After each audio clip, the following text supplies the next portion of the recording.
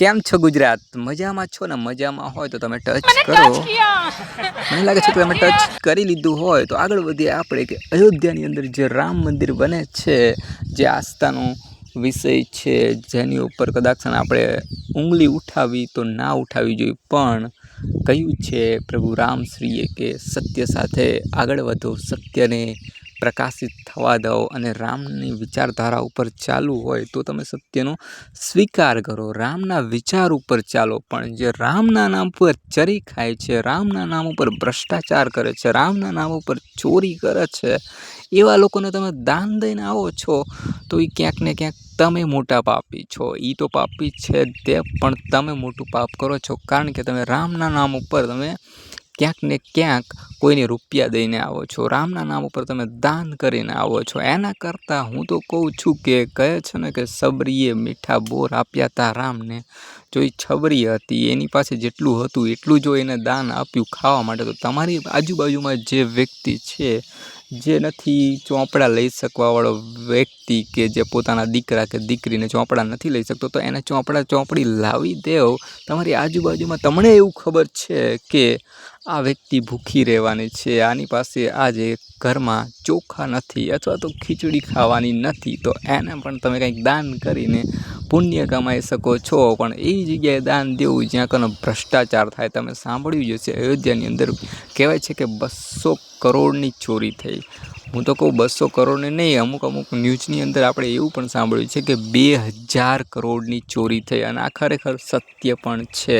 તમે જોઈશો કે ક્યાંય પણ ધરતીકંપ જેવું આવે છે, એ ધરતીકંપ આપણે આવ્યો જ છે ગુજરાતની અંદર, એની સિવાય વાવાઝોડું આવે છે, અથવા તો પાણીની અસર આવે છે, પાણીની અંદર તણાઈ ગયેલું હોય છે, અહીંયા જોવો છો. જે રીતે ખજૂરભાઈ કામ કરે છે, એવું તમે ક્યાંય સાંભળ્યું કે કોઈ પણ જગ્યાએ જે ગરીબને જરૂર છે અને તમે અબજો કરોડો રૂપિયા જે મંદિરમાં દાન કરો છો, એ વ્યક્તિએ કોઈ પણ જાતના કોઈ પણ ગરીબને કોઈ ઘર બનાવી દીધું હોય, કોઈ પણ જગ્યાએ જે ભૂખ્યા છે એને કંઈ આપ્યું હોય, કોઈ જગ્યાએ એવું દાન કર્યું કે જેના કારણે જે ગરીબના છોકરા છે શાળાની અંદર, કોઈ પણ શાળાની અંદર, ગામડાની અંદર કે શહેરની અંદર, જ્યાં કણે એવા છોકરા હોય કે આ ખરીદી નથી શકતા, આ વસ્તુ નથી કરી શકતા, અહીંયા કણે કોઈ મંદિરે દાન કર્યું હોય કે આની જે ફી છે એ હું આપી દઈશ, આનું જે ભણતરનું છે જે પણ છે એ હું ખર્ચો કરી દઈશ, આ નહીં કરી શકે. કારણ કે જો ભણી જશો, તમે ગણી જશો, તો તમને ખબર પડી જશે કે તમારી પાસે પાવર આવી જશે સત્તાને સવાલ કરવાનો, અને સવાલ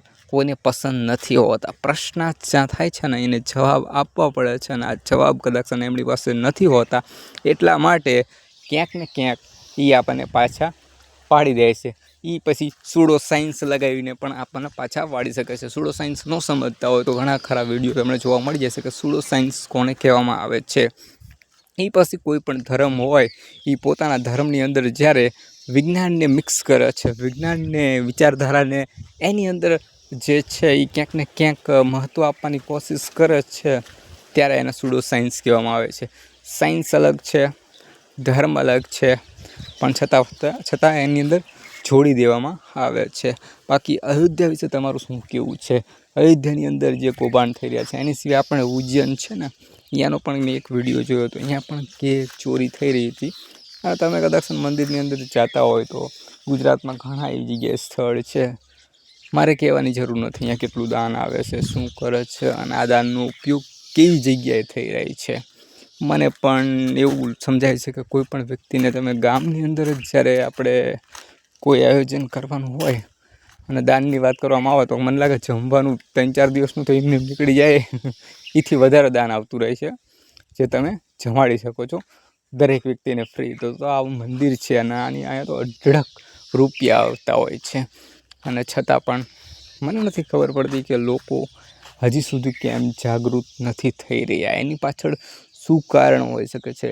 અથવા તો શિક્ષણ આપણું કાચું છે કે શું છે, એ જ નથી ખબર પડતી. ને લોકો આટલા બધા આંધળા કેમ બની જાય છે? આપણી જે નજર સામે દેખાય છે ગરીબી, જે ભૂખમરી, જે બળાત્કાર, જે આવી વસ્તુ, જે ચોરી, અને છતાં આપણે આંખો ઉપર પાટો બાંધીને ફરીથી પાછો વિશ્વાસ કરી નાખીએ છીએ. બાકી વિશ્વાસ કરવો હોય તો રામ ઉપર કરો, ઘરે બેઠા, અથવા તો એવી જગ્યાએ જાઓ, ફરવા જાઓ, અહીંયા કણે રામનું નામ લો, શાંતિથી રામના વિચાર ઉપર ચાલો, તો એ મારા ખ્યાલ મુજબ બેસ્ટમાં બેસ્ટ હશે, પણ આંધળો વિશ્વાસ કરીને કોઈને અઢળક દાન આપવું, કોઈને નફરત કરવી, એ મને નથી સમજાતું. ઉદાહરણ તરીકે હું એટલું કહેવા માગું છું કે તમે જેમાં જન્મ લીધો છે, એટલે કે જે 18 પુરાણ છે, 4 વેદ છે, બૃહસ્પતિ, બાદરાયણ, વાલ્મીકી રામાયણ, તુલસીદાસ રામાયણ, આ બધું છે, એની અંદર તમે જન્મ લીધો છે, તો તમે એ બધું વાંચ્યું છે કે નથી વાંચ્યું એ તો મને નથી ખબર, પણ જ્યારે વાંચો ત્યારે તમને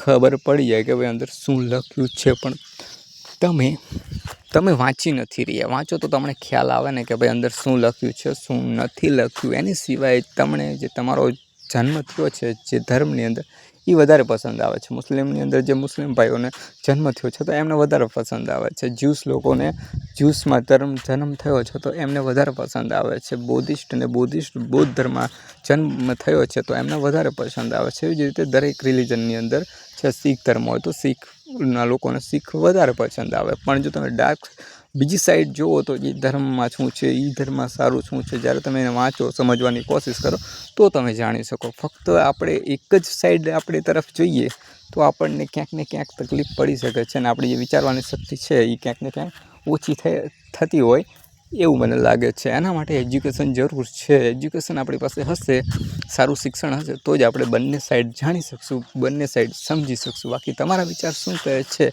એ મને કોમેન્ટમાં કહી શકો છો. બાકી જે મારા વિચાર હતા, મારી બહેનો, મારા ભાઈઓ, મેં તમારી સમક્ષ કહ્યા કે રામના નામ ઉપર દાન કરવા કરતાં, રામના નામ ઉપર નફરત ફેલાવા કરતાં, રામના નામ ઉપર જે પ્રેમ છે, રામ જે જીવન જીવી ગયા છે એવું જીવન જીવવા માટે આપણે જે સારું છે તેને લઈએ અને સમજવાની કોશિશ કરીએ. હું આશા કરું છું કે વિડીયો પસંદ આવ્યો તો વિડીયોને લાઇક કરો, શેર કરો, અને ચેનલ ઉપર નવા હોય તો તમે સબસ્ક્રાઈબ કરો, એટલે કે ટચ કરો.